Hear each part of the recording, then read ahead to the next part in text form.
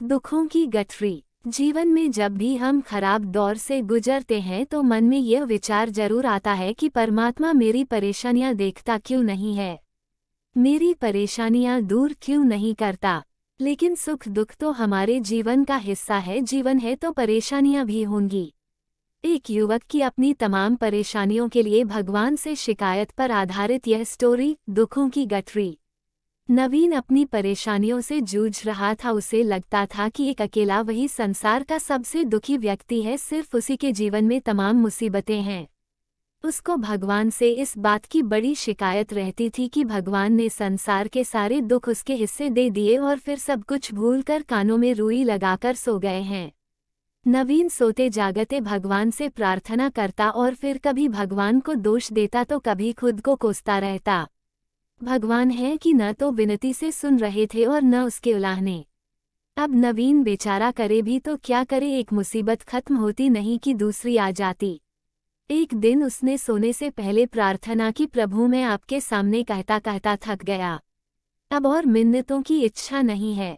एक अंतिम बार कह रहा हूँ, कृपा करके मेरी प्रार्थना सुन लीजिए। अगर आपको मेरे दुख नहीं मिटाने हैं तो कम से कम इतना तो कर सकते हैं कि किसी ऐसे व्यक्ति के दुखों से मेरा दुख बदल दीजिए, जिसके जीवन में मुझसे कम दुख हो, हमेशा के लिए नहीं तो कम से कम कुछ महीनों के लिए ही सही, थोड़े दिन के लिए मुझे भी कुछ राहत मिल जाए। अब भगवान ने नवीन की आखिरी इच्छा सुन ही ली और उसे उस रात सपने में भगवान दिखे।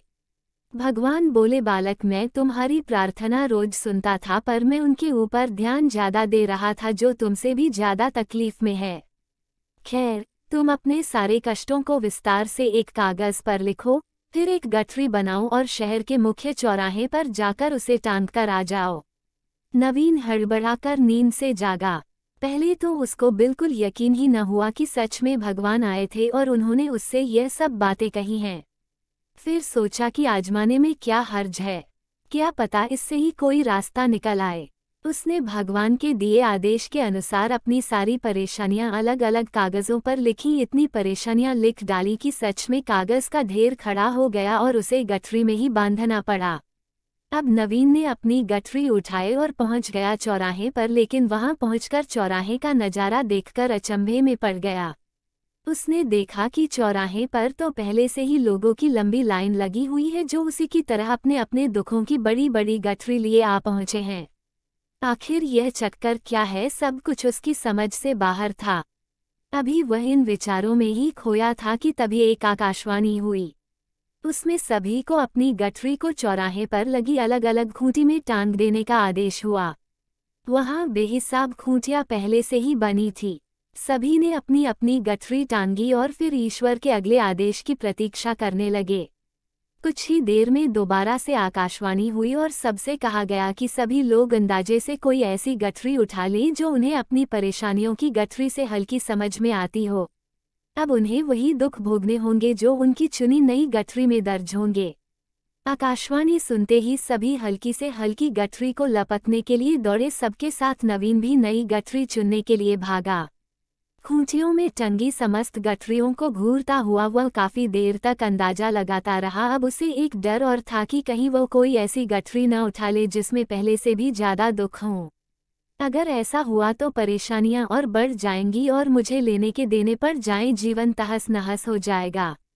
अब उसके मन में तरह तरह के विचार आने लगे। वह सोचने लगा कि कम से कम वह अपने दुखों से भली भांति परिचित तो है और उन्हें झेलने का आदी भी हो गया है। उनके लिए कुछ रास्ते निकालने की शुरुआत भी की है। शायद उसका परिणाम आए तो एकाध दुख घट ही जाएं। कहीं ऐसा न हो कि चुनी गई नई गठरी में दुख और भी ज्यादा पीड़ादायक हो जाएं। ऐसे विचारों में खोया वह एक के बाद एक गठरी के सामने से गुजरता, लेकिन तय नहीं कर पाया कि कौन सी गठरी चुनी जाए। उसे यह भी डर था कि कहीं कोई उसकी गठरी न उठा ले।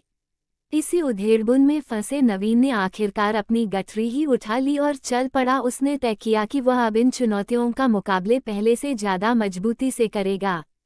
धीरे धीरे नवीन को अपने ही दुख दूसरों से कम होते हुए महसूस हो रहे थे और उसके जैसे ही भाव वहां मौजूद हर व्यक्ति में आ रहे थे।